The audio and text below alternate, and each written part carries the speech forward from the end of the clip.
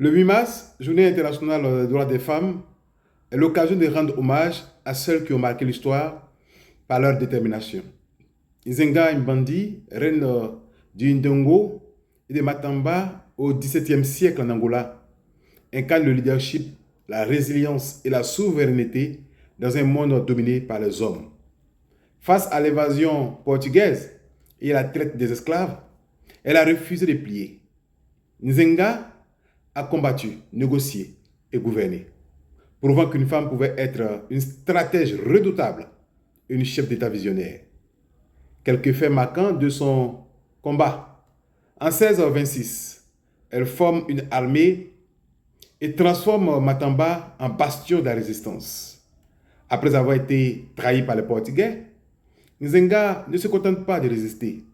Elle organise un État structuré, accueille des esclaves en fuite et intègre les femmes dans son armée, brisant les normes des gens de son époque déjà.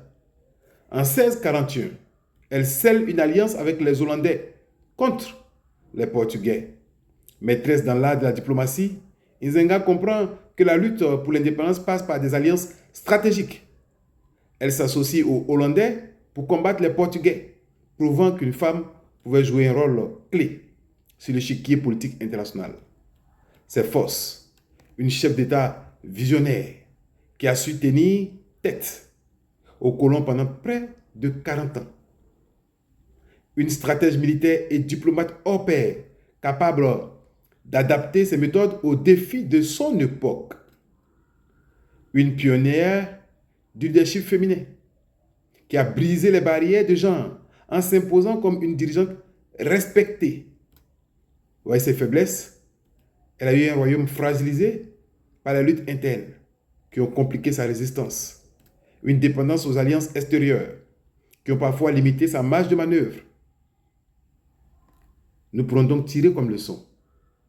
Nzenga Mbandi nous enseigne que le leadership féminin ne date pas d'hier et que les femmes ont toujours eu leur place dans les grandes batailles de l'histoire. Son courage et sa détermination restent une source d'inspiration pour toutes celles et ceux qui luttent pour la liberté et la justice. En prélude à la journée des femmes de ce 8 mars, honorons ces figures historiques qui ont pavé la voie et continuons de bâtir un avenir où l'égalité et la dignité sont des réalités.